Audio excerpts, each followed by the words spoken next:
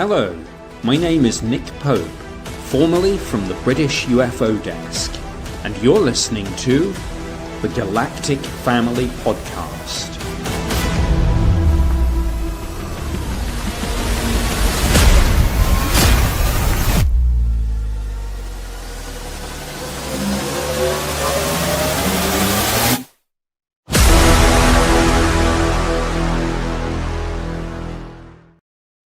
Hey, how's everyone doing today in the Galactic Family Podcast world? Today, we welcome a deeply insightful, thought-provoking guest to the Galactic Family Podcast, Rob, a dedicated guide in the Raelian movement, a passionate advocate for Geniocracy, a bold reimagining of how humanity could govern itself with wisdom, intelligence, and compassion at the forefront.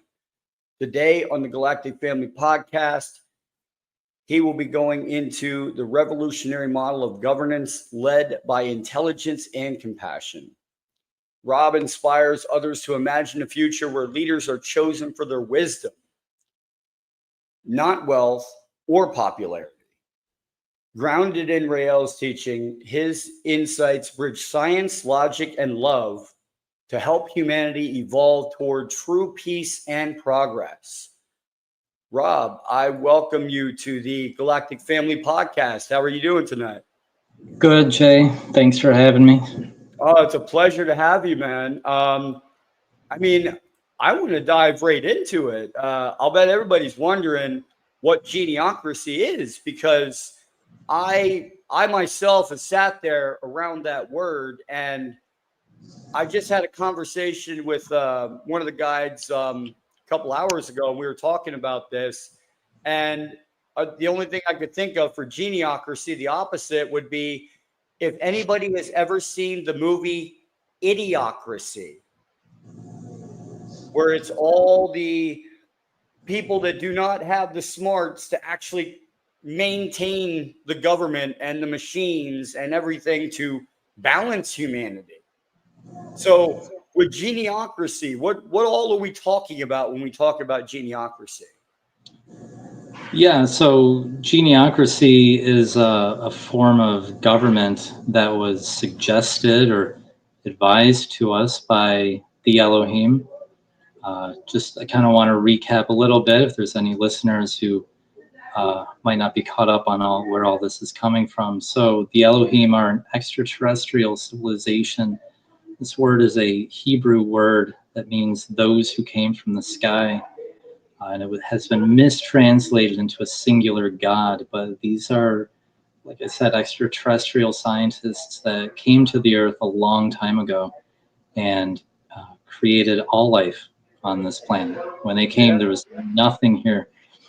And so now that we've kind of reached an age of scientific knowledge, where we can understand our origins, that we don't come from supernatural creation of a divine father-like God in cloudy heaven or whatever, right?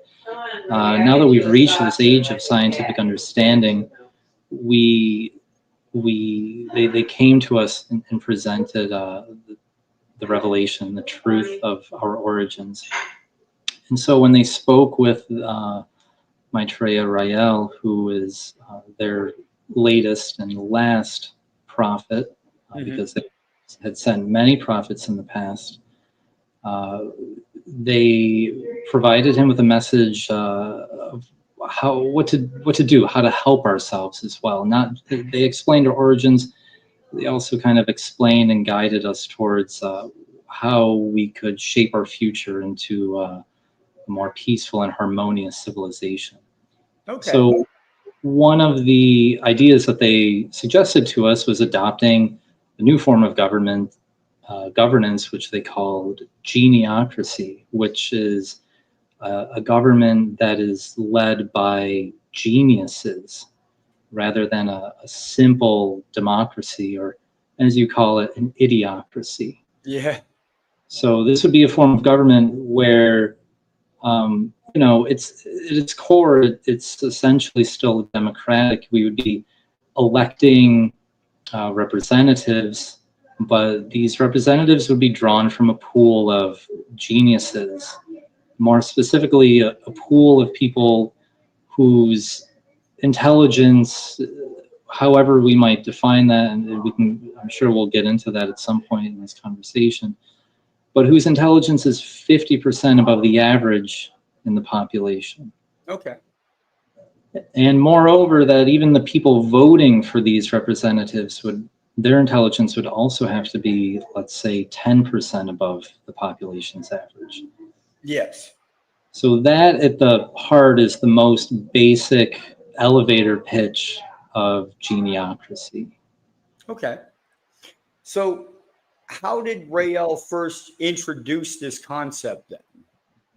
This is part of his first encounter with the Elohim in December of 1973. That this was something that the Elohim spoke to him about. He later went on to write a book called Geniocracy. A few years later, I believe. I suppose the date that it was published isn't important, but he did write a book kind of outlining and detailing the ways that geniocracy might be implemented. Okay. I actually have, there it is. Right there. Yes. I actually started to read that myself in the last couple of days. I've been very much like deep diving because it resonates. It's more like, why wouldn't you want this? You know, would you want somebody that knows about waste management only running the Defense Department? You know,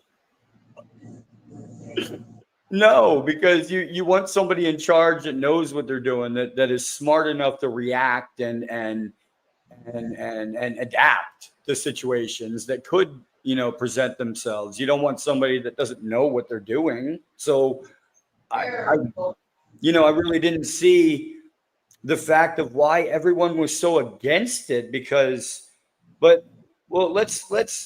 let's dive into why is intelligence the key factor in governance according to Rhea? I mean, kind of like you say, it's pretty obvious. Like if you have a political position, a position of authority and leadership, like, don't you want someone to be intelligent? Like if you weren't talking about geniocracy, right? If you weren't like pushing this, like, capital G geniocracy, and you weren't talking about the Raelian movement, you're just talking to people in the middle of the street and you were like, hey, what kind of like person do you want to be in government? What kind of politician do you want to represent you? Do you want an imbecile or do you want a genius, someone who's intelligent? Like, I don't think a single person is going to say they want the idiot, right? Yeah. Everyone wants the genius, the more intelligent person, right? The problem is, for example, I live in the United States, so that's going to be my example. But if you're a Trump supporter, then you think Biden or Harris is an idiot. But if you're a Biden or Harris supporter, you think Trump's an idiot. So This is where, we could actually create a test, a system to evaluate intelligence. Okay. And perhaps all of these people are geniuses, or perhaps none of them are. That's okay. It's okay for these geniuses to have different opinions too, right? Yeah. And have geniuses among conservatives and Republicans, and geniuses among Democrats and liberals. Okay. The point is that we can devise a system to measure intelligence. And you kind of mentioned like people, like politicians reacting or adapting to situations, right? But true governance is also to foresee issues as well. True. So not just simply adapt and react, but to put systems in place so that disasters don't happen further down the line. And the ideal here is that these people are intelligent enough, by virtue of them being geniuses, that they can foresee these issues and kind of see what needs to be in place, and that they are beholden, yes, to their constituents, but they're letting their genius guide them. It's not a matter of like, well, I would vote for this policy, but like the tobacco company bankrolled my campaign or whatever, right? Like, the ideal is that these politicians, these geniuses wouldn't have these concerns. I understand that, because if you think about it, and I think about it a lot too, the creation of, the atom bomb, what did he say? I became the destroyer of worlds, not world, but worlds, many worlds, when he created that, because it was such a destructive capability that we had at the time that it brought him into tears. Sure, but nuclear, again, this is kind of where like maybe genius comes into play, right? Like, yeah, this guy could have been a legit genius. He wasn't the one that decided to drop this bomb on another country, on essentially innocent civilians. Yeah. Right.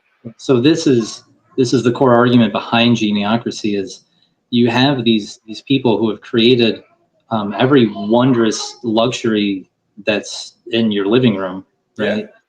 Yeah. And you can make an argument if some of these people are not capable of governance or not. But the point is, like, throughout history, we've had people who were the strongest or the wealthiest or had the most sacred divine bloodline, or monarchy or whatever. It's never been the people who have created these inventions or had these beautiful philosophies or artistic creations. They've never had their fair share or their fair say in the course of human civilization and leadership.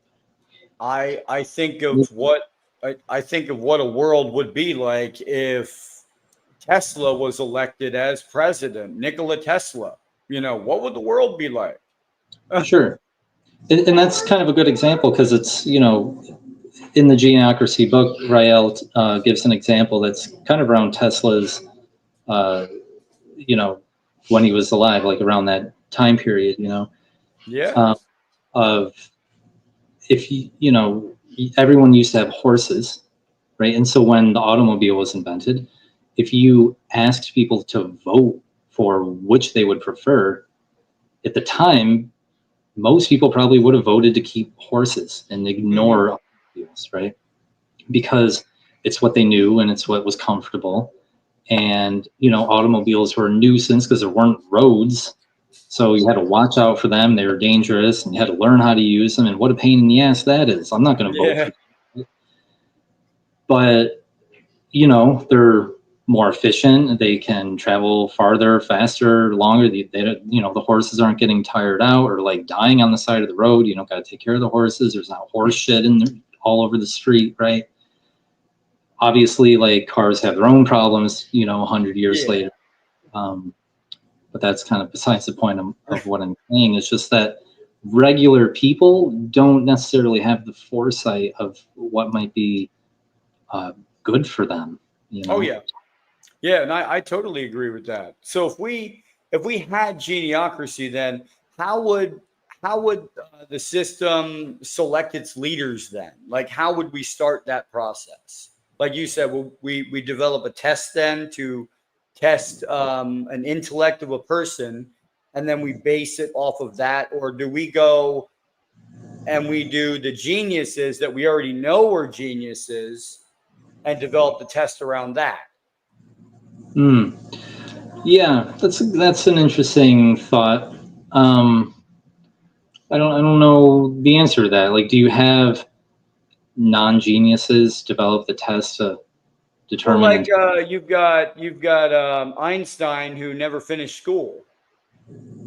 Yeah, but this is an important factor that you bring up. Actually, is we want to test the raw intelligence of someone. We're not looking at like how many degrees you have. That's a matter of dedication and time and energy, sure, and memorization, but not necessarily like the inventive ability, the creative ability to adapt and foresee problems. Okay. That's what we're kind of looking for. And I think there are other factors that would be fair to include in a test like this, like compassion, love, empathy. There's an argument to be made too that emotional intelligence, if that's what you want to call it, is just as important here. So if we select these smart individuals, what safeguards will we have against like them elitism it or abusing that? Is there safeguards to be put into place? I mean, part of me wants to say, like, what does elitism mean? Like, these are elite, Right, right? power, Like, privy, literally being smart. yeah. Yeah, but I know what you're saying. Um, I guess I want to say two things. Like, on one hand, hold on a second. Yeah, you're fine.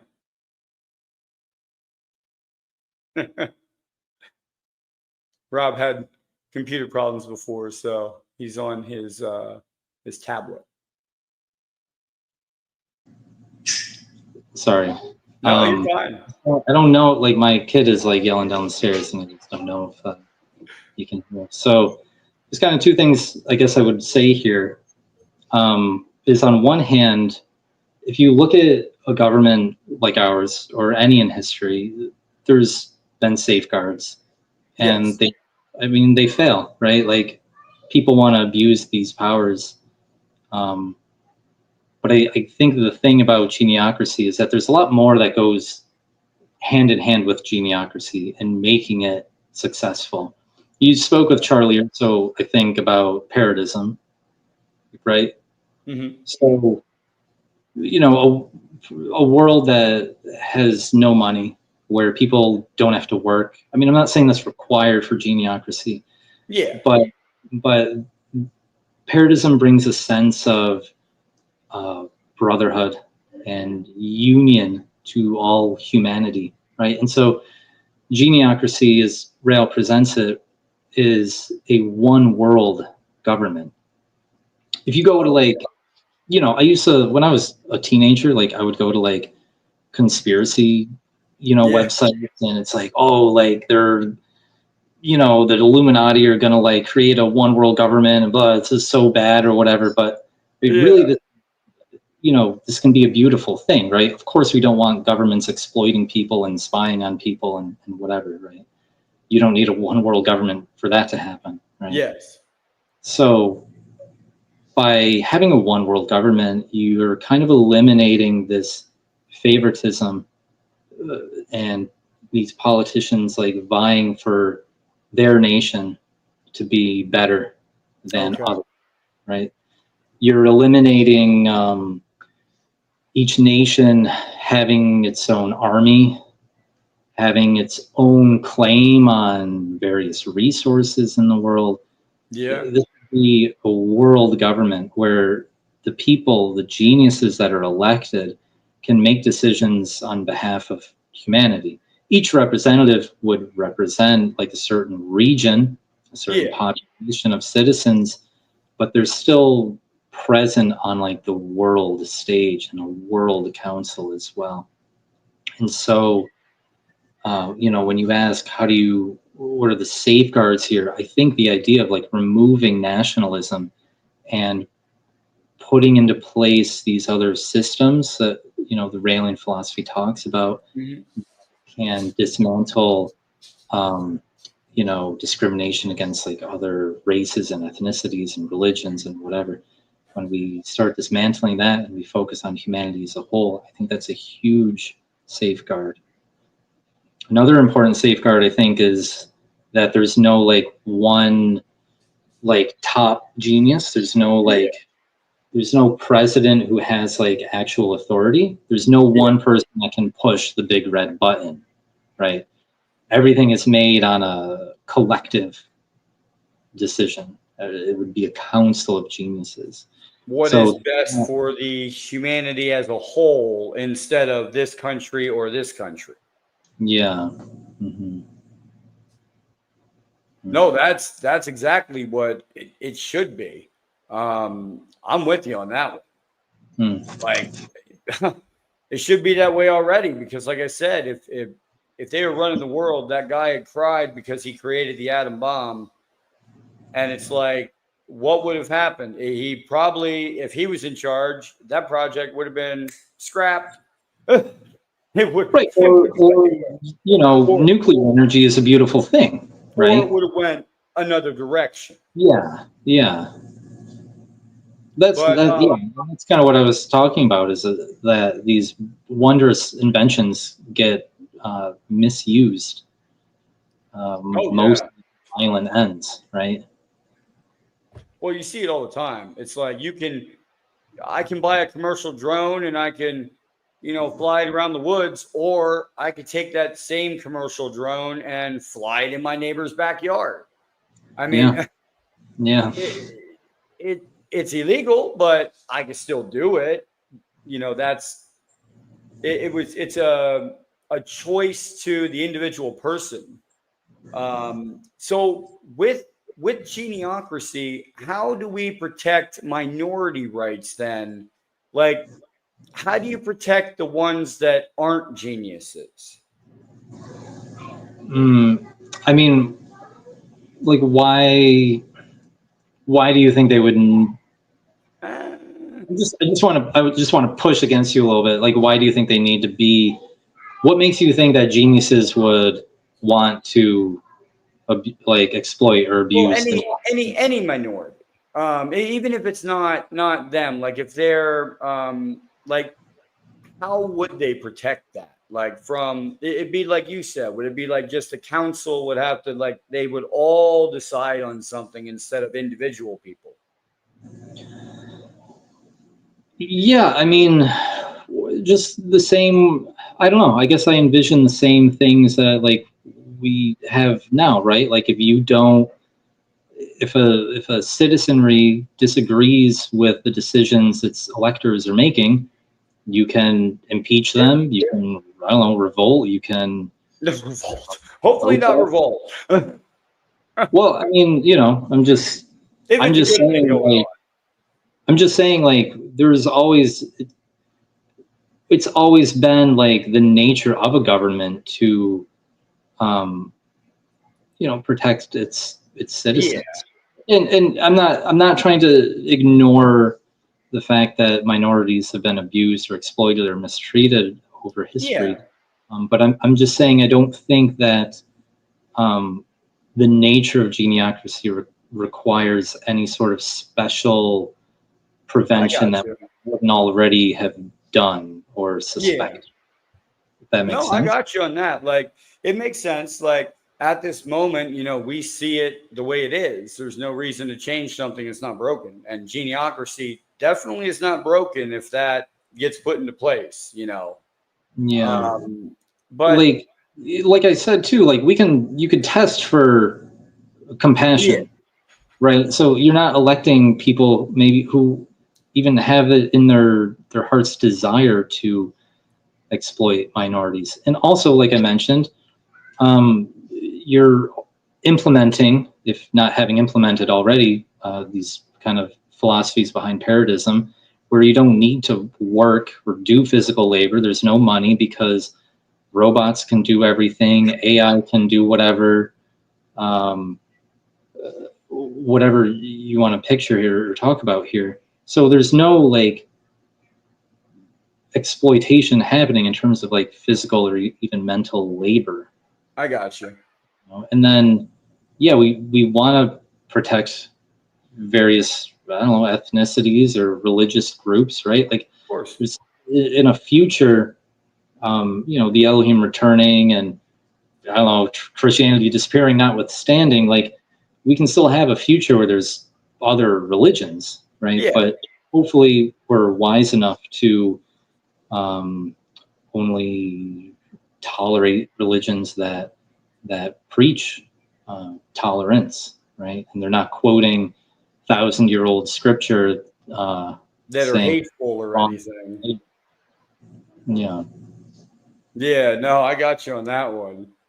So, I'm sorry. I know I keep oh yeah, interrupting go you ahead. the whole thing, but Rails also kind of talked about how the Elohim don't, they might practice geniocracy in a sense, but he also kind of likens their government and their civilization to like even anarchy or like a beehive, right? Where you think of I used to keep bees in my backyard, and you think of a beehive being run by a queen, but the queen is just there to lay eggs, right? Every bee is working for the good of the hive. And True. so Rails compared the Elohim civilization more to something like that, where there's no, these geniuses don't have authority. They're not lording over you, but Yeah. they're guiding you like a council of Buddhas, a council of Yeah. enlightened beings even. So when you start kind of picturing it more like that, your image of geniocracy kind of changes, and can be a little Okay. more interesting along those lines. Is there anywhere that right now that geniocracy is being tested or partially implemented? No, not that I know. No. Ugh. Um, could AI advanced technology support geniocracy along with it? Sure. I mean, how do you mean though? Um, Like you punch into Chat GPT, like, how do I redo my country's infrastructure? Maybe. almost Right? like having maybe an AI for like the geniuses would have the AI come out and it would be something to help population. Yeah. Yeah, No? I mean, I don't know. AI is going to continue to advance, and Yeah. or even the Elohim probably have artificial intelligence that could surpass their intelligence. But it's just another one of those decisions we have to make as a species, what we want AI to do, right? It's Okay. really, I know there's a lot of like copyright debate and stuff around like AI generated songs and artwork now, but that stuff notwithstanding, it's really beautiful that AI can just generate art and give like an artistic expression to someone who might not have the physical skill of like moving a paintbrush or a pencil in a certain way or singing in a certain way, right? It's a Yeah. beautiful thing. But is that what we want AI to do? Don't we want that? Like, don't humans want to be artists? Like, we want Yeah. AI to like, solve math problems and write, I don't know, whatever for school, like write essays or put together complicated spreadsheets or whatever. These are like, I don't know, easy examples. I'm not that into AI, so I Yeah. couldn't tell you, but I'm sure in the future, yeah, a government could do something. Yeah. I mean that would help a lot of people, because I've seen it do both. It depends, like you said, and I said, on the person who is wielding it, and if they're a smart person, it should be wielded, in the right manner, and that's what they're there for, to think about that and to say how it should be used in the right manner. Not, I'll bet you, like, in the same spot, he would have been like, get rid of the atom bomb, but we're going nuclear. We're going to have nuclear power plants all over the country with all this free power and blah, blah, blah, and it'll be great. But it didn't happen because he wasn't in charge.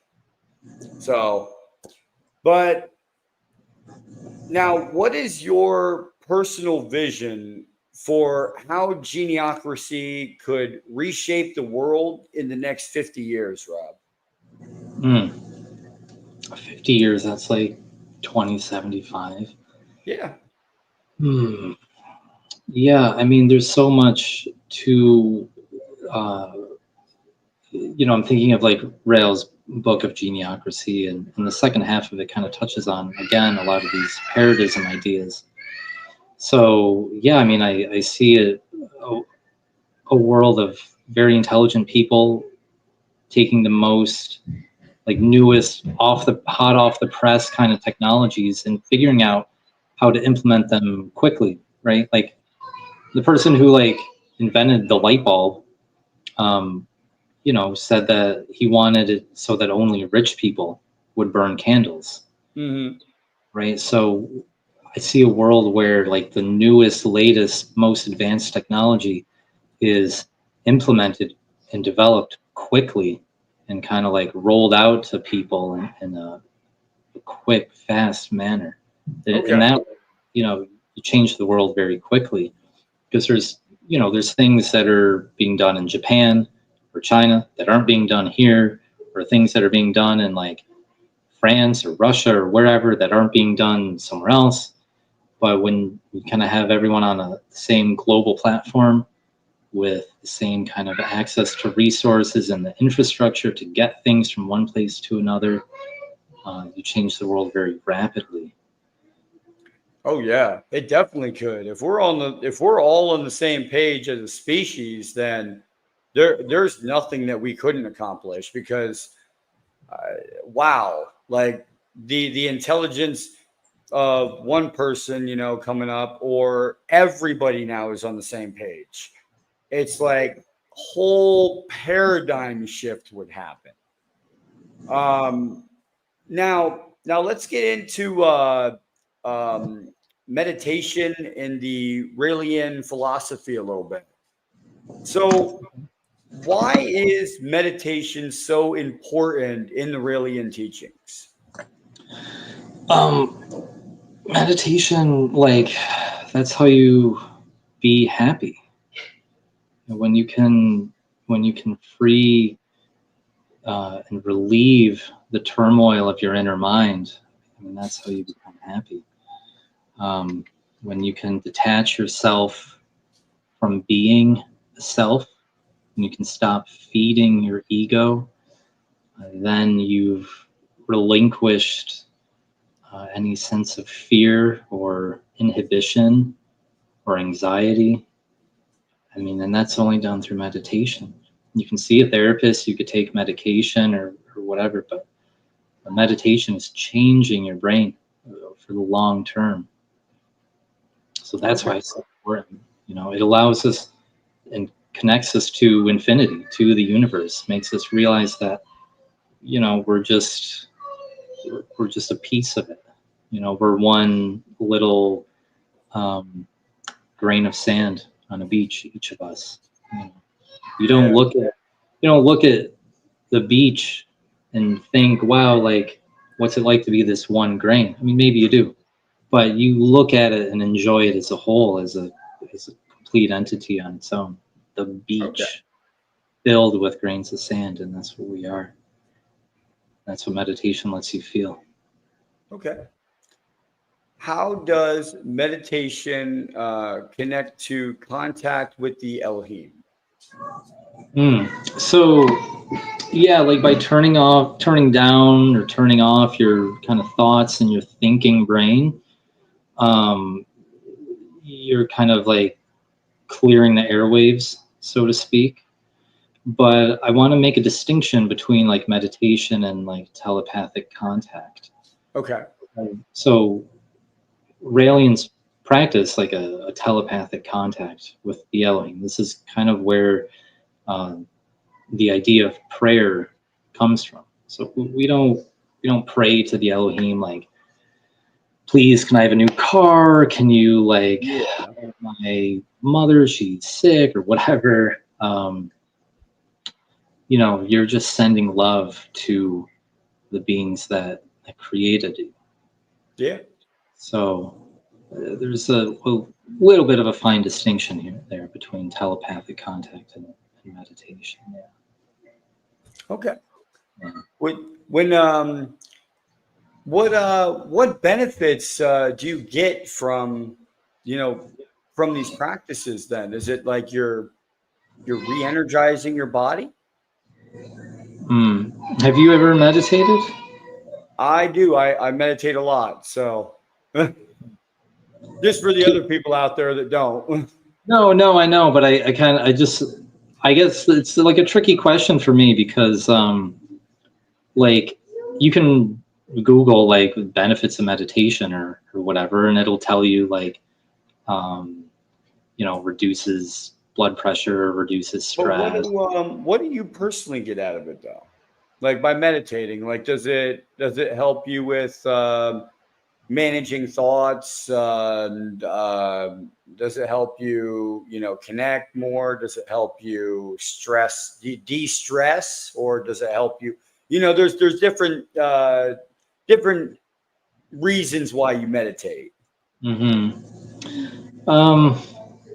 Yeah, it's to clear, it's to refocus my attention away from thoughts and onto just whatever, your breathing, your heartbeat, the movements of your body, the things around you, the universe around you. Okay.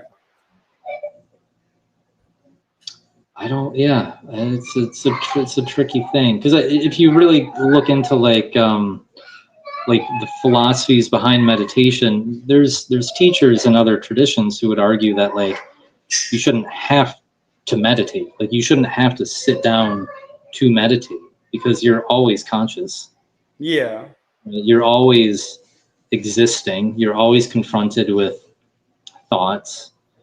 So why do you distinguish this time to be the time that you meditate, and rather than not all the time, which I think is pretty true. Yeah. No, it's very true. Yeah. And it's been scientifically actually proven. If anybody actually wants to look up with Chris Bledsoe, they did EEG testing on him and the works. And I believe he's the real deal when it comes to like knowing when something is coming in that isn't supposed to be there. It was funny because when they had the EEG hooked up to him, they said, "Oh, look at this." They go, "This guy, which is 1 in a trillion, can switch his brain from regular brain waves to meditation like monk within like a snap of a finger. He'll be like, but he won't be meditating. He'll just be walking around, but he can like switch back and forth between it." And I was like, that's the start, and then it's going to spread to everybody. And then it's like the 100 monkeys, experiment. Yeah, there's been a lot of studies on on like experienced practitioners like this. But it's interesting that you mentioned this idea of like a snap, like sort of like instant change. It was instant in the EEG. Like it went from normal, and then all of a sudden it was like he pointed at the sky and he was like, "There it is." And his EEG, as soon as he pointed, went like that. Like it was spiked everywhere. Yeah, I've heard studies done of like Buddhist monks that have like 40 or 50,000 hours of meditation under their belt, and their resting non-meditative state is the meditative state of like practitioners with less experience. So they can go into a deep meditative state when they're. Yeah. But what you say about the instant turn-on thing reminds me of a teaching of Rael's where he talks about the super consciousness. This part of your brain, which is unique to humans. That's kind of a little different than how you think of consciousness, which all living things have. Yeah. But this is the part, at any rate, this is the part of your brain that allows you to feel infinity, feel connected to everything and be at one with everything. Okay. And this part of your brain can be activated instantly. And the speech that he talks about this is kind of fun because he compares it to like instant coffee or instant noodles or instant oatmeal, whatever. Like you don't have to be this experienced monk with 50,000 hours of meditation to feel this. You could feel this for even just 1 second.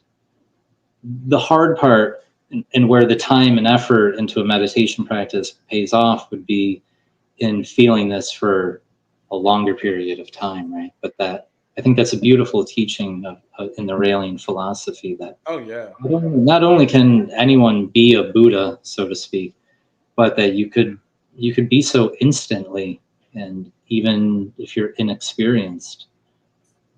So it's Yeah. cool. Yeah, it's just cool that you mentioned that, because that's exactly what Rael's talked about in the past. Yeah, I just it's been weird, okay? These last not I won't say weird, I'd say exciting. Because ever since I started getting involved and helping, the Raelian, movement out, I have been learning so much that my brain wants to explode. Literally, because it fits with, I grew up the same way, with, helping other people, guiding people, helping them realize that, there's more to them than it's just I've been doing this, and it's been a lovely journey, and I don't want it ever to end, because I'm I'm I'm embodied with love from the teachings that I've read already. And it really got to me, man. It really did. You should ask, Jerry one day, talk to him and say, how long were you guys on the phone talking about the book after Jason read it or listened to it? About 5 or 6 hours, maybe. Yeah, I it's had a lot of great. questions, Yeah. but Well, I know you were in the army or something, right? But how did you get into this podcast? Where did your interest in extraterrestrial phenomena come from? that is a long story, but I'll make it short. I was 16 years old, Hmm. and I was, I believe, abducted by an intelligent living spaceship. Okay. Really weird, but 2 hours of time went by. We went out at 6:30 outside to look at the stars, and I came back inside, and my mom said it's bedtime, and I said no, it's not, and she said it's 8:30, and then we started arguing, and eventually it came to the point where my mom was just staring up at this clock, and she wouldn't stop staring at it, and I was like, I already know. And she's like, so what was it? And I'm like, well, if we need to know, we'll probably, we'll figure it out along our journey, of life. And I did. Well, I think I did. So then I went from there, and I went in the military after September 11th happened. I wanted to help. I wanted to make sure this never happened again, that, people didn't feel fear from just walking down the street. And that's, what I went on my journey on that. Then Army. And then after the Army, then I went into MUFON because I saw a bunch of underground programs that I was involved with that went off the rails, and decided I no longer wanted to be a part of that. So I left the military, and then I joined MUFON to help explore the stars, because I knew there was something else out there. I knew it. And that led me to being a podcaster, because I had a friend that had talked to me that pretty much has supported me throughout this whole journey of mine. I call her Lady D, but Lady Daniel, she's on Facebook. She's a Raelian. She's in the science department, and I'm gonna say his name wrong, but Sivan or Roshan Sivan. He's in the ET Embassy project. Older gentleman. But anyway, so she's always been, helping me with my podcast. And she told me, she said,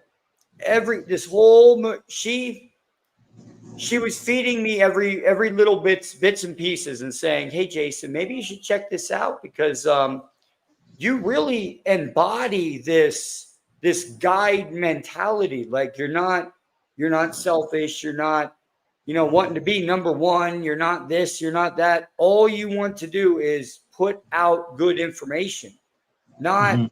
scare people, and me and Jerry had this conversation, with a bunch of stuff, with you know, uh, not not being a broadsider. Okay, I know a lot of people like that love it and love the clickbait, and they're like, I'm only gonna have this person on because I can ask him this question, and I'm gonna blast this all over the place. Well, that's not me. It never has been. I could care less. I would rather someone love me for my character and who I am than what I put, what I don't know. You understand what I'm saying, Sure, but yeah, it, yeah. it, But it don't be afraid to ask, harder questions, yeah. And that's why I was on the phone so long. Sure, okay, yeah, that's fair. But in Yeah. the end, I understood a lot more than what I went in. And that's what I'm glad that happened, and that's why I'm glad I went into the movement and why I am going into the movement, because this needs to go everywhere. You know, it's not about, it's not just about geniocracy. It's not just about, sensual meditation or everyone being the same or this. It's about everyone in the world being the same. Who Mhm. cares if, you read the Bible and it's like, love thy neighbor. It should say, love thy neighbor and the neighbor after that, and the neighbor after that, and the neighbor after that. It should be the whole world acting as one, not as, different people. And that's when, I was like, I have got to talk to Rob then about this because, Jerry had told me that you were the person to talk to. And I was like, he will fill my brain full of information. And afterwards, I'll have to go outside and, release a little bit. But no, that's my story, man. I just love it. I love love. Um, I try to embody it. I try to push it out to other people. I try to help other people, mentor. Um, I just I want to see people be their best selves. And if they're not being their best selves and they ask me a question, don't get mad if I'm blunt. But I mean that's the way I am, and it sometimes it's hard to hear, but it's like some people need it, and I had one heck of a wake up call, talking to Jerry about all this, and and it was wonderful. It wasn't like running down a hallway with like do do do do do do music going, like I'm gonna get attacked by a shark. It was like it was calming, soothing, to know that when this happens, not if, but when this happens, it'll be a whole different world of, George Jetson and the Jetsons. We'll be everywhere and nowhere. We could be anywhere we want. So that's kind of my little journey on this. And then I, got hooked up with Jerry and, you know, uh, had the first podcast just about the Raelian movement and finding and getting that information out, because once I listened to the audiobook, I was like, more people need to hear this. And I'm like, Jerry, let's do this. Let's make it happen, Let's get something together. And we got it together, and I love you guys. I love every single one of you, because all of you Raelian guides bring a unique perspective to your fields, like to your knowledge base, even though it's more than a normal person or whatever, but it's like you guys are helping guide other people and show them the brilliant things that could be happening right now, but people need to wake up. Mm-hmm. And that's when I started this. That's when I started this podcast, man. And I was like, I'm gonna start waking people up. First, it was extraterrestrials, on the ground and moving around and ships and everything, and now it's more meditation based, more energy, more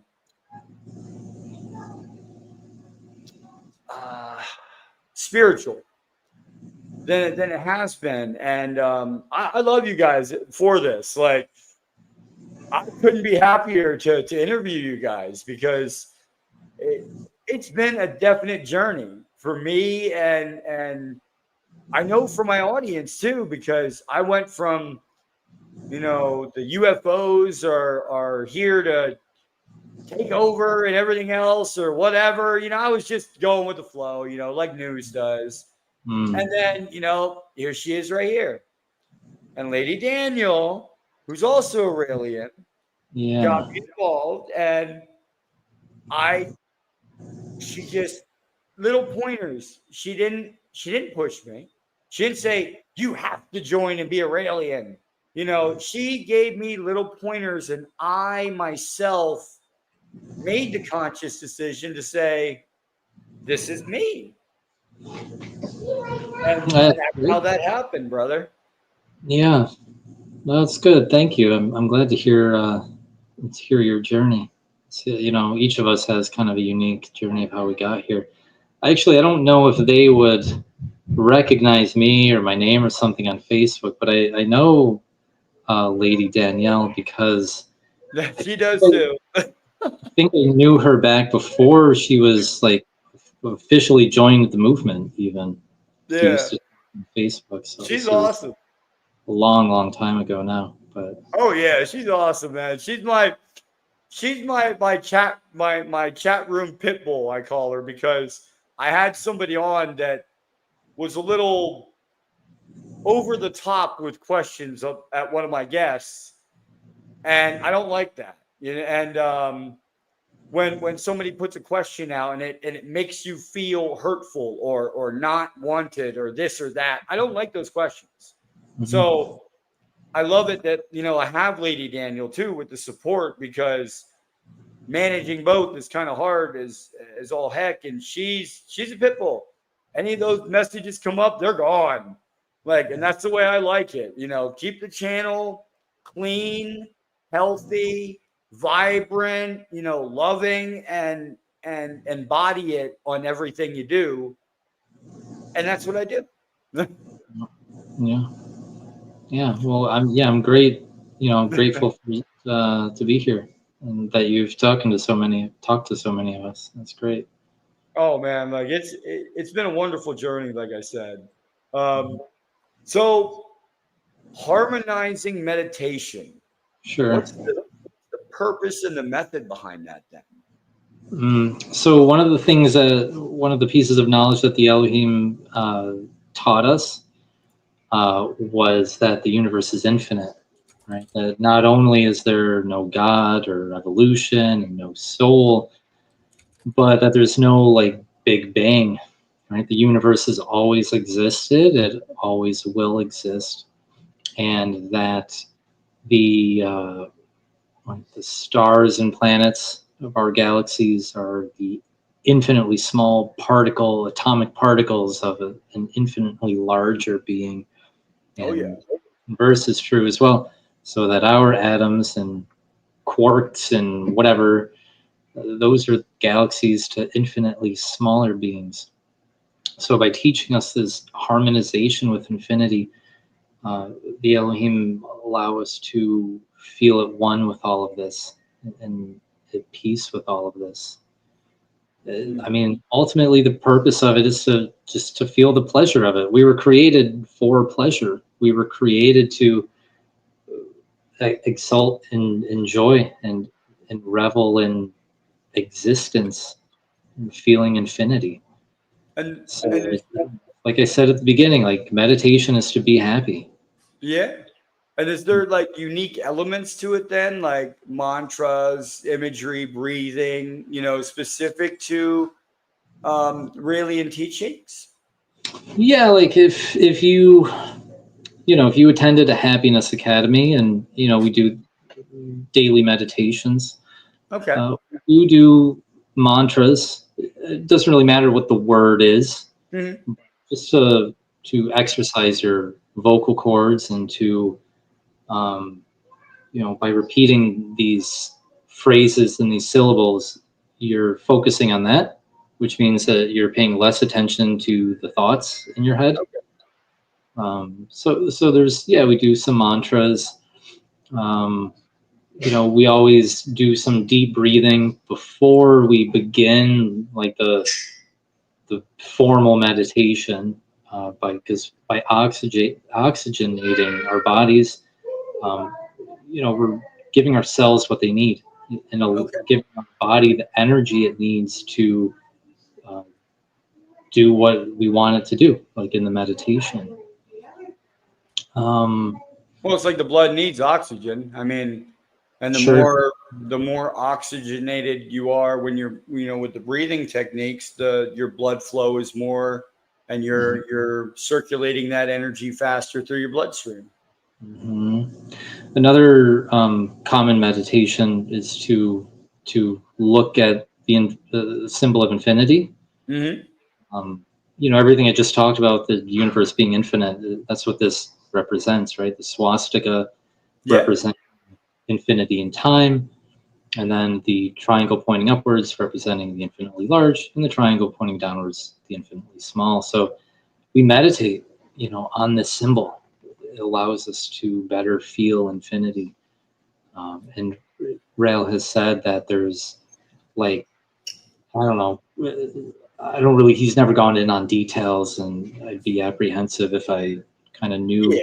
one that knew any right now, but that there's mathematical properties or whatever that this means infinity, and I don't know, whatever. We've I went over that once with I want to say with Jerry's podcast. The first one we went over with this it might have been it was the swastika podcast we had. Mm. At the end of it, we're talking about the science actually behind it, and like it was incredible. Like the the stuff that I found out behind the symbol, that could be used for like supercomputers or light bending technology or this or Mm. that or holograms or just from that symbol. But then it's like everybody was like, oh my god, the Germans did this with it. Yes, they did. Unfortunately, they did. For 20 years they used the symbol for their own means, but that didn't mean what it meant in that time period, because if you went back 3,000 years or 4,000, 5,000 years, it meant something totally different. It never came out originally as a hateful symbol. Mhm. Ever. Yeah, I'd be curious about this, about the swastika. Rail just, in a speech that he said recently, he reminded me of a piece of news that I read a while ago about like scientists that took like a picture of. They made it very small, microscopic swastikas, and they, No, well, it was like a super, super atomically small yin yes, yang, you know? So, yeah, things like that. I'm sure the swastika has something behind it. I'm not it sure was what. like the the bovines. I'm not sure exactly. Bovis, bovis. It's like an energy kind of, and if you put energy into something, would it magnify it or would it decrease it? Hmm. If you put energy into an actual swastika, you get like a million bovine. which is hugely more powerful than even like a church bell is at 1400. So, yeah, I'm just my computer's working now, and so I just pull it up, but well, that's good news then.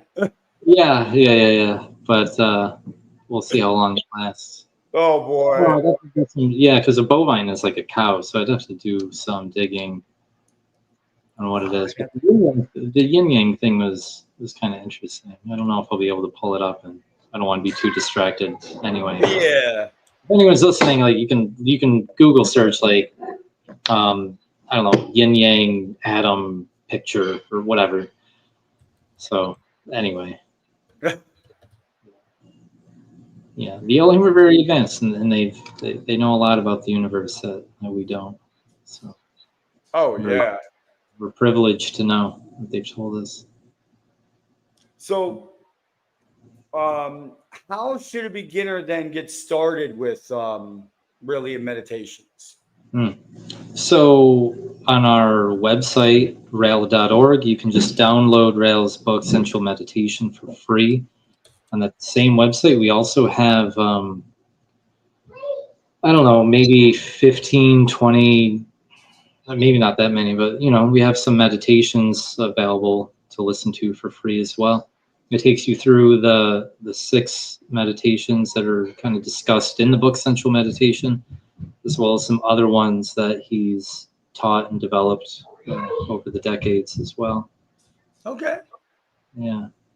So, otherwise, just, I've talked to a lot of people that don't meditate or want to get into it. It can be intimidating to get into it, but you just find the time to sit and do it. I mean, that's the hardest thing for most people, I think, is setting aside, even 15 minutes. It is. With this hectic world, it's really hard to sit down and just stop thinking. Yeah. But my advice, personally would be like, when you sit down and meditate, like don't try to meditate, like don't force it. Like just sit. Just give your body and your mind the time to rest. Don't beat yourself up if you're thinking a lot. Don't chastise yourself. Okay. Don't put all this pressure onto you to like, okay, I have to meditate. Oh, I only have 15 minutes. Yeah. That's not meditating. So just don't give yourself the pressure of meditating. Just do it, and it's an enjoyment. Are there group meditations within the movement? Yeah. I mentioned at Happiness Academies, these morning meditations are done in one big giant room where there's whatever 300, 400, 500 people. Oh wow. A couple of the essential meditation tracks that I mentioned are kind of designed to be done between 2 people. So yeah. Okay. I mean, and also like I know because you mentioned that you attend this, but every Monday night in North America we do a 1-minute meditation for peace. Mm-hmm. Actually, this month we're doing it every Monday night at 8:55 p.m. Eastern time, as well as the same time on Tuesdays.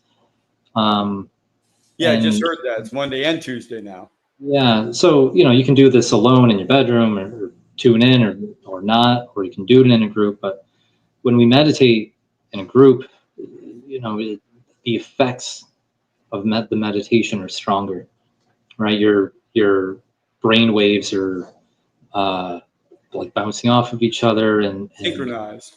Yes, and I think that's, you could like look up on Wikipedia like brain synchronization or whatever. Because there's been studies done where like people have their heart rates level out to be the same, their breathing and their footsteps and their eye movements and whatever.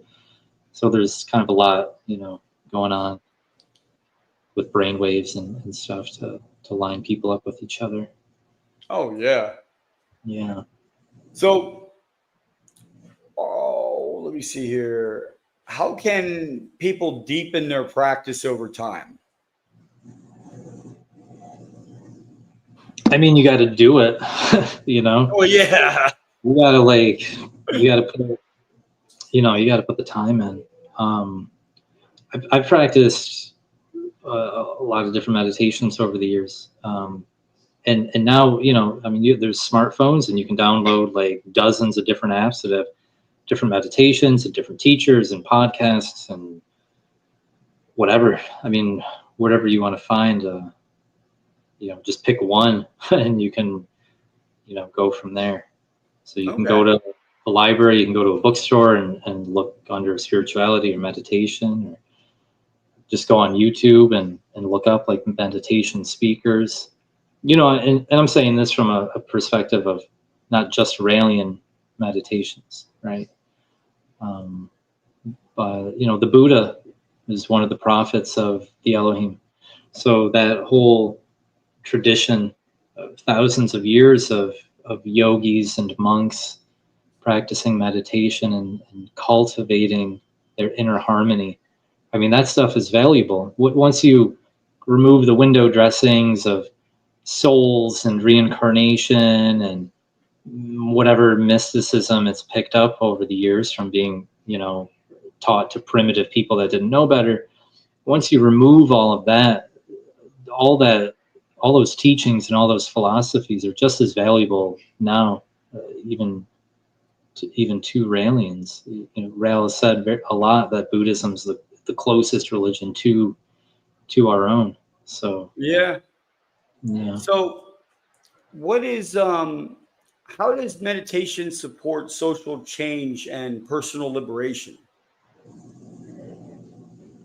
I mean, scientifically speaking, like studies show that meditation increases or develops the part of your brain responsible for compassion. So if literally, you could ask yourself, like, okay, how do I be a nicer person or a kinder person? The answer is meditation. Like literally, just scientifically, the answer is meditation. Huh. So if everyone meditates, I mean, literally everyone becomes a more compassionate, more patient individual. And it rubs off on other people. Then it's just it's a like the more people you have doing this and pushing out this love and this understanding, the more people it will affect around it. Sure. And I mentioned, like stuff about brain waves and that affecting other people. And that's true too. But it affects people on a much more simpler level too, right? Like if you meditate, you're not going to be as angry for as long as you might have been if you hadn't meditated. True. And by not being angry, you're not going to have road rage. So when the dude cuts you off when you're late for work, you're not going to flip him off. Yeah. And then he won't come to a complete stop in the middle of the road and get out of his car to scream at your face.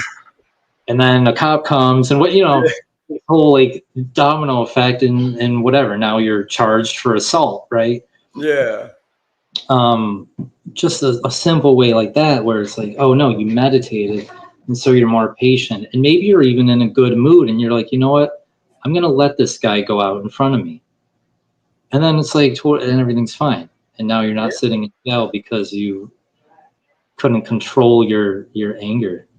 No, I totally agree with you with that, man, because I was a different person. I could swear by this. I was a totally different person in the military than I am now. When I got out, I became like a teddy bear. But when I was in, it was different, and I don't know. It's I grew. I grew out of that and out of that experiences and stuff, and grew into something better. Something that will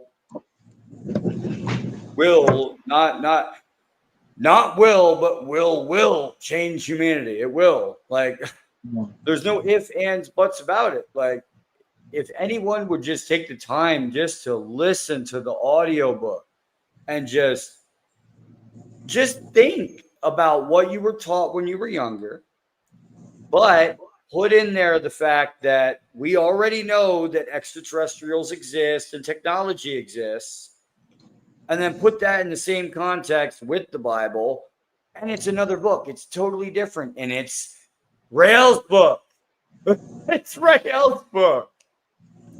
Pretty much. And that's why I resonated so well with it when I read it and when I listened to it. So but wait, before you go into that, like, you talk about being in the military, and I never signed up for the military, so you can tell me how wrong I am, but like, you're drilled into having values of following orders, obediently, if not blindly obediently. The only thing that I was ever told was, you better have a damn good reason if you don't follow an order. It better be an order that you can prove is not a legal order. Yeah. But as a society, we're taught and encouraged to value aggressiveness, and assertiveness, which are important. Even assertiveness is a positive value, but we're taught to not be a pussy.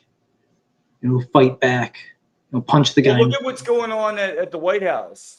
Trump, I hate getting political, but it always turns out that way anyway. But because it is political, it doesn't matter how you run it; it turns into political. So it is. Trump says, I'm gonna host the next UFC fight at the White House. I was like, oh, that's wonderful. Let's get blood on Thomas Jefferson. I'm like, come on. But the messages talk about how on the Elohim's planet and their civilization, their sports games are brutally violent and deadly. Replacing war and aggression. But they had the technology, though, to say this person can come back, and this person, is now alive again. If we did that now, we'd lose probably.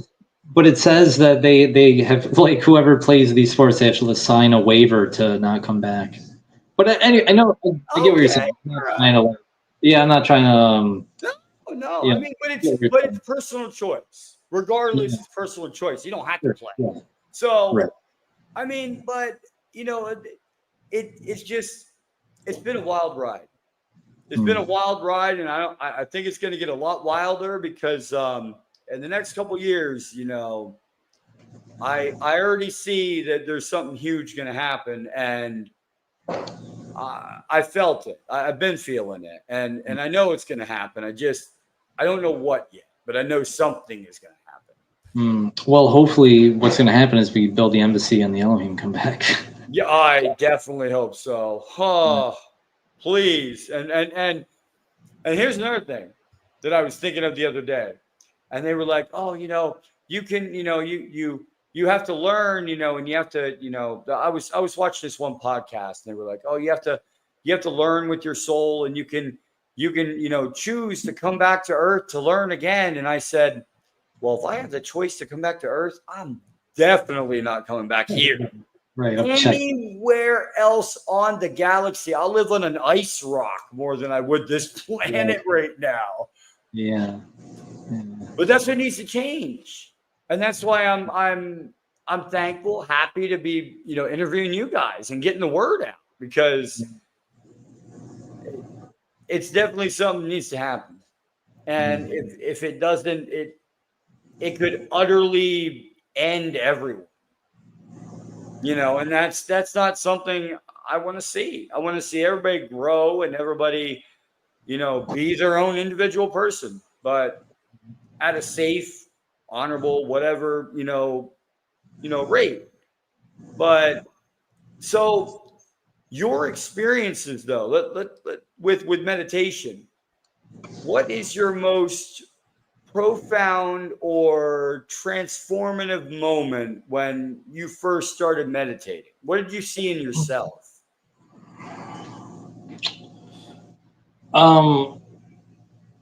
Man, I don't know when I was probably like 18 when I first meditated ever. All right. And I don't know, at that point I was just so inexperienced and so new to it and kind of so on my own in a way, because this was like, I don't know, 20 years ago. Like, yeah, I just, I couldn't tell you, but I remember my first Happiness Academy. Okay. The very first like morning meditation they did. Okay, so you go to a Happiness Academy. It's a week-long meditation seminar, let's say. And so like on day one at like 9 o'clock, you're up, you're in the room with hundreds of other people, and someone is guiding you through this group meditation. And the meditation is available on the website. I think it's called Water Cycle or something, Okay. Water Cycle or something like that. And man, like after doing that meditation, like I cried so hard. It was, it was hard to like articulate at the time. And I guess it's hard to articulate now too, but I could feel like my brain physically changing after this meditation.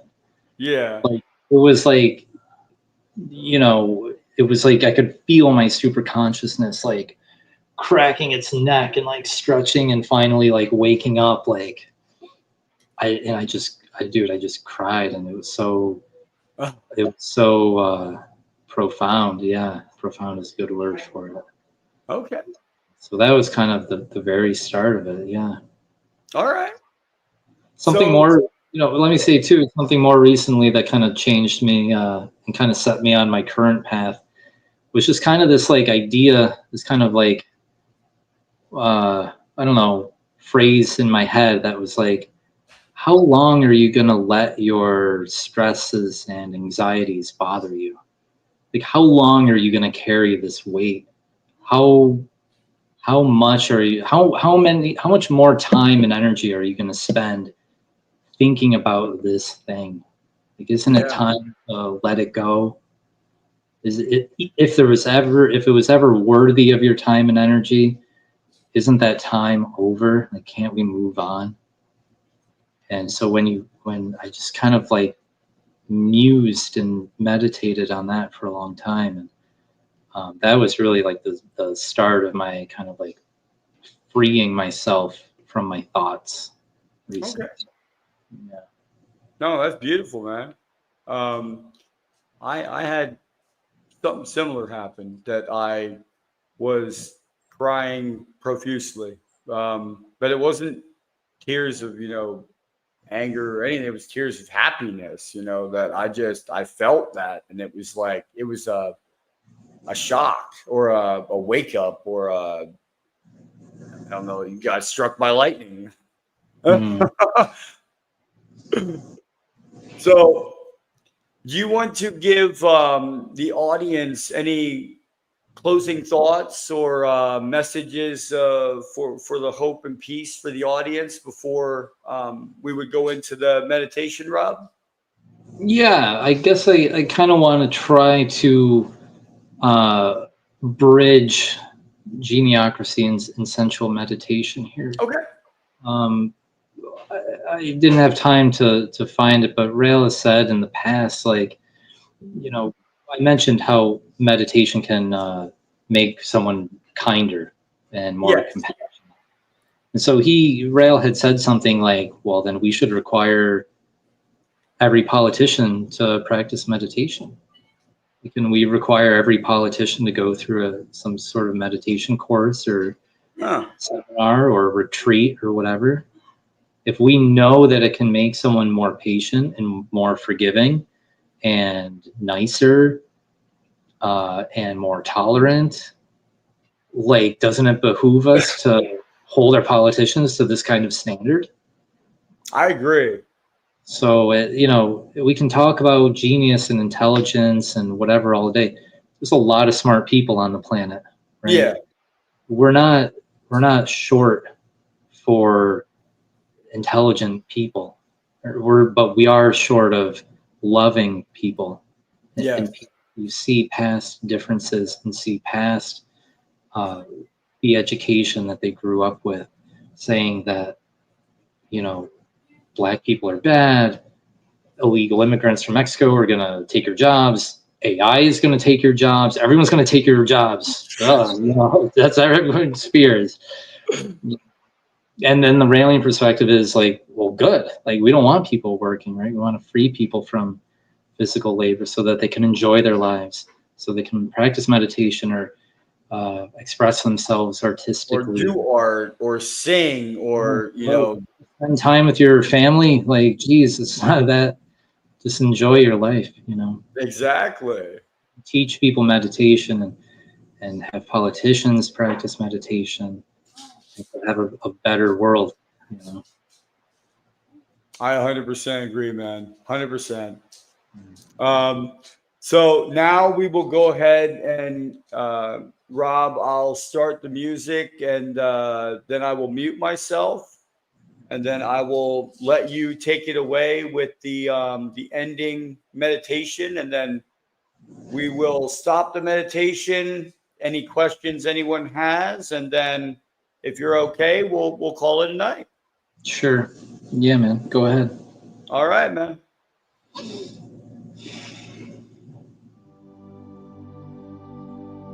All right, everybody.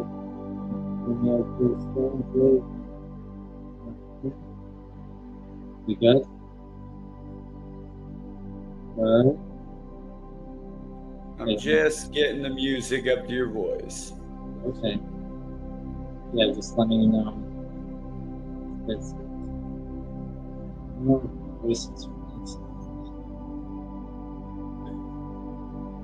All right, everybody. Let's take a deep breath. Close your eyes. Breathing in through your nose and exhaling through.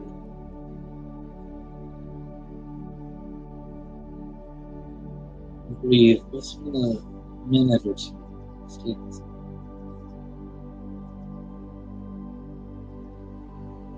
body. And will challenge you counting along your inhalations and exhalations. Try to make each breath, each inhalation, and then each exhalation to be about 5 or 6 seconds. It's the best way to create oxygen.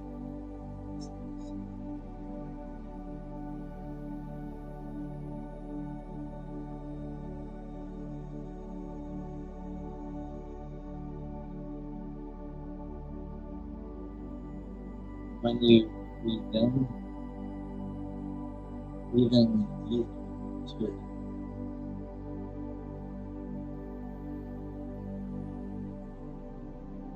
The longer your breath is, the more you activate part of your nervous system, relaxes.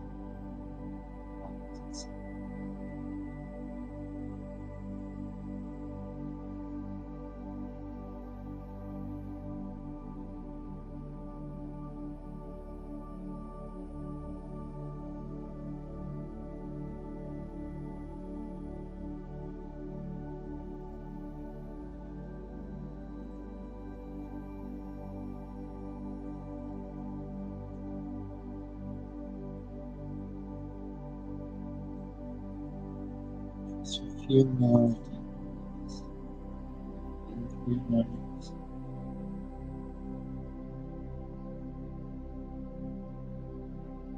Out through your mouth.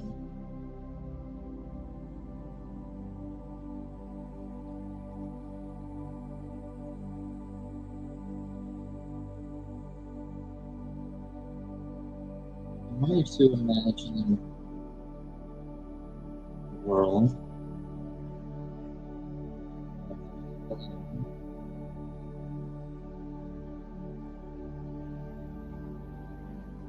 imagine what that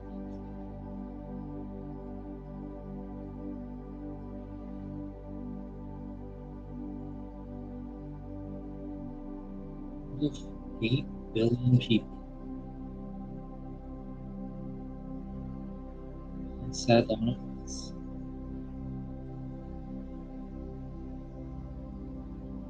And I know some of them are sleeping on the other side of the campus. What would the world be like?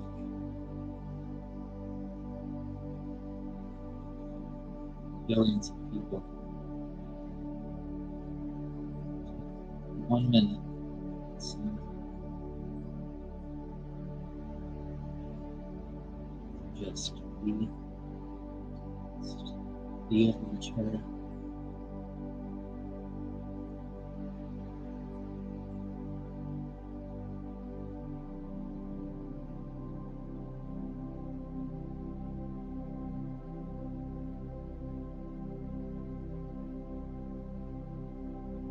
How would this change each individual person?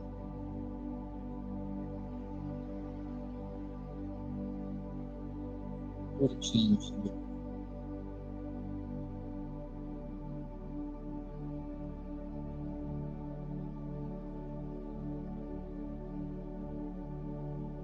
What changes must you make to be a person that's in this world?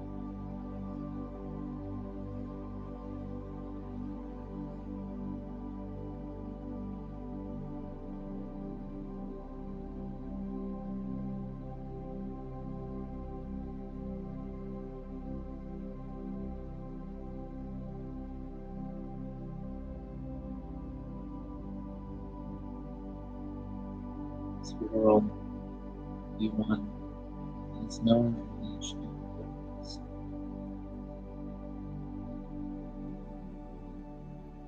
World where the religions love others, their religions.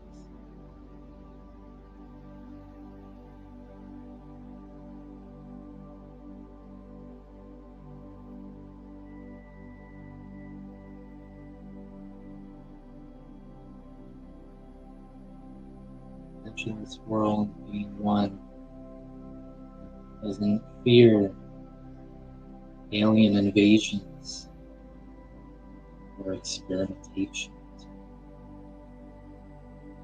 Because it understands just as long as they are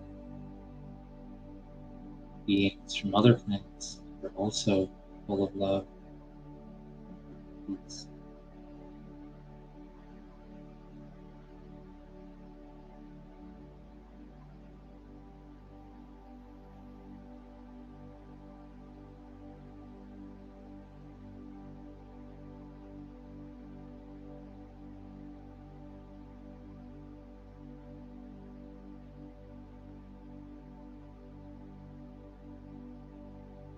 You feel this harmony inside you.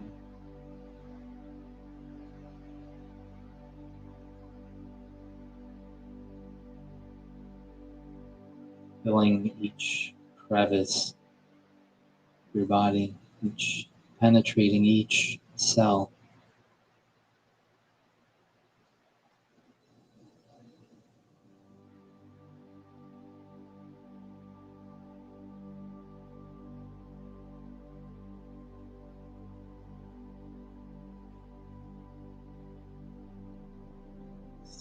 With one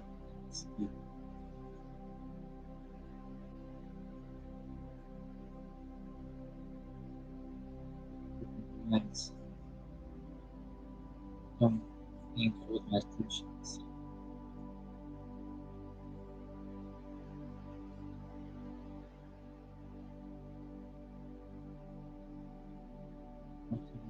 Feels peace.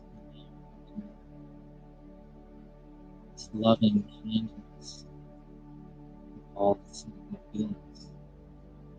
You carry this with you every day into your sleep, dreams.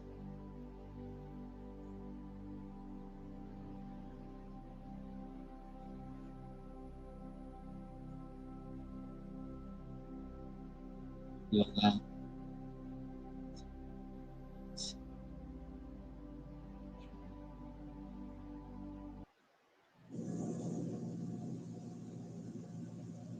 All right, brother. Thank you so much. You really do have a good meditation voice. Thank you. I could have fallen asleep. I was trying to stay awake, and then you know, oh, that was good, man. I Sleep's really enjoyed important. that. Don't think that sleep's not important. Yeah. Oh man, but no, man. If there's anything, anyone, any questions anyone has for the guest, now would be the time, and we'll close it out in about 2-3 minutes here for the night. But any questions anyone has, just bring them up, and I will ask our guests. Oh well, they're feeling calm and happy. That's exactly what we want.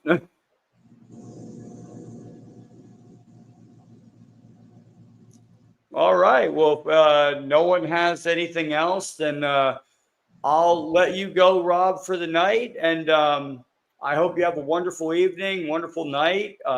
It was excellent meeting you, man. And I hope I get to meet you in person someday. And we'll definitely have another conversation after this. I know, eventually, because Yeah, we like that. Yeah. seems like with everybody with the guides, like I love it. I could hold a conversation forever, and I love it because we're all on the same page pretty much. Well, you guys were already on the same page, and I kind of like, oh well, I was on this page. Let me flip over. Oh, yep, there's me. I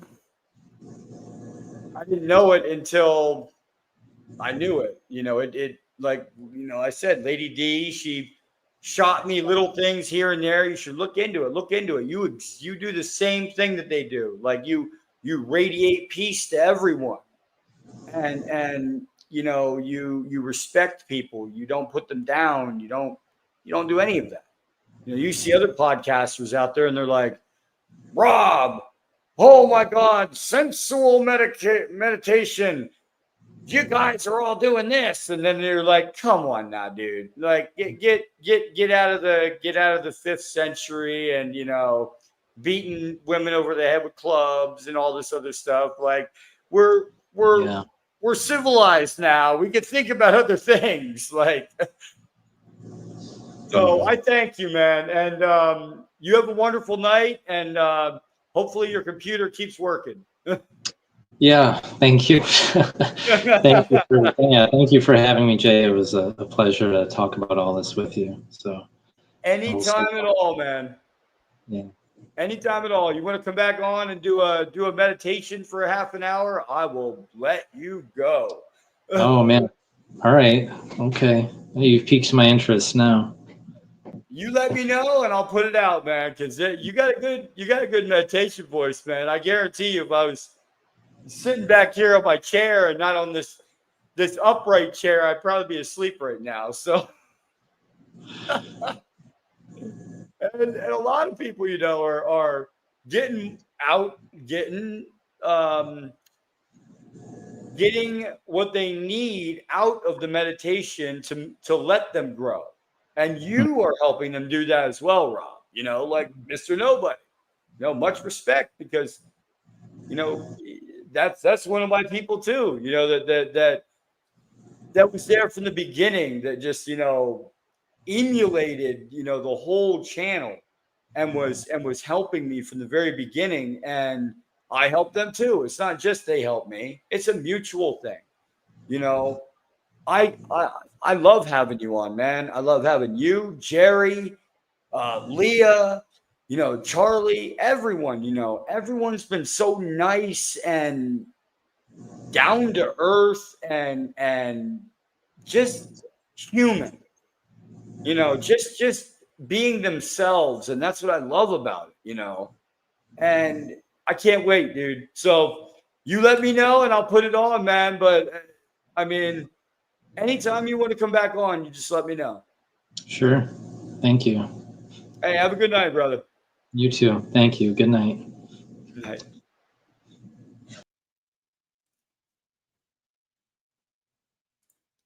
So that was Rob from the Raelian movement. Oh man, much love. Like, voice like an angel.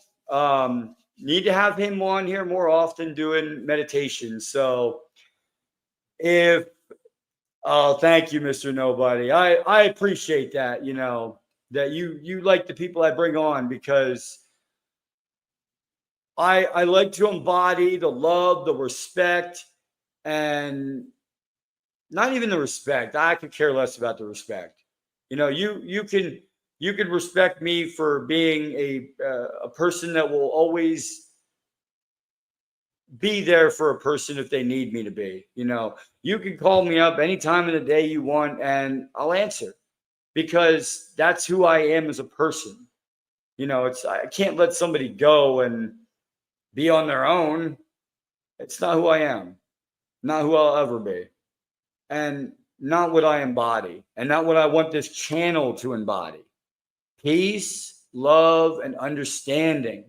That is what this channel is all about. That we humans are all one species, born of Earth. And what do? We are spreading peace, love, and understanding, okay, throughout the galaxy, not just Earth. They feel our effects. That's why they're here too. They want to make sure our frequency is that love and that beautiful energy out in that universe, not anything colossal, not anything that would hurt anyone. It has to be coming from somewhere of understanding, from peace, from love, from, somewhere of a non-hateful nature. And I thank all you guys from the bottom of my heart for, sticking with me on this journey through this podcast, and, listen to me ramble on about, loving everybody, because I do. That's just who I am. But I love you guys. It's been a great journey, and it's not ending. Don't ever think I'm going anywhere, anybody. I love everybody here, and everybody is just. It's very important to me that we get this information out there at this time in humanity. We get it out, we spread it, we embody it. And if we do that, we change the world. We not only change the world, we change galaxies. We're thinking too small. You don't want to just change the world. You do that first. Then what's next? The galaxy radiated out. And all these species will all be loving, caring. And that's what they are. I love you guys. Have a great night. And the next podcast will be actually tomorrow. We have the panel of the scientific minds.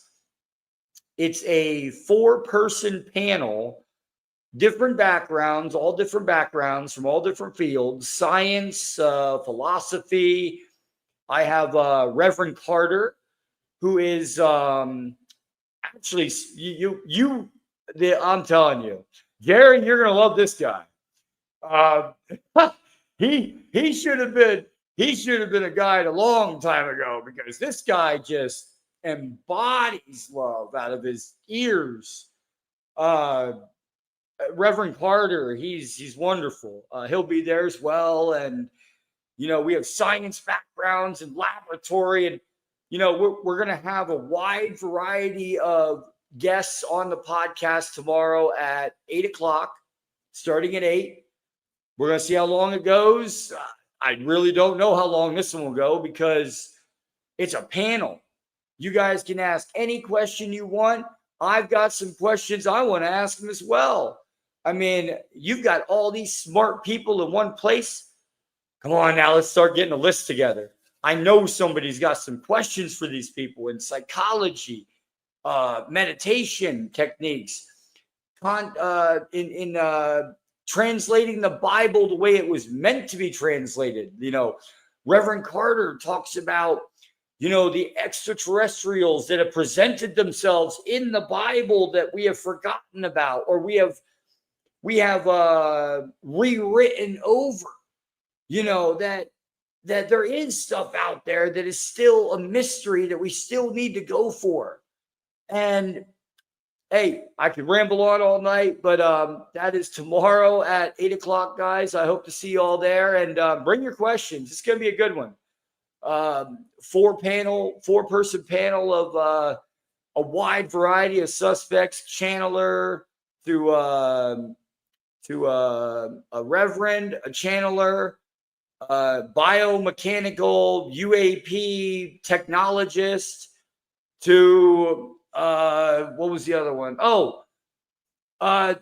To geometry and the actual like basis of breaking down different geometries of different aspects of life, and using those geometries and the mathematics that he came out of for theories that he came up with. And that's a whole nother story for a whole nother podcast. But tomorrow, 8 o'clock, I hope to see you guys all there. Bring your questions. Like I said, it's going to be a good one. Never did this before, having a panel of, different backgrounds on. So it should be a good one, guys. So I hope to see you all there. And like I said before, guys, peace, love, and understanding throughout the universe. I love all you guys. Have a great night, and I will see you guys tomorrow.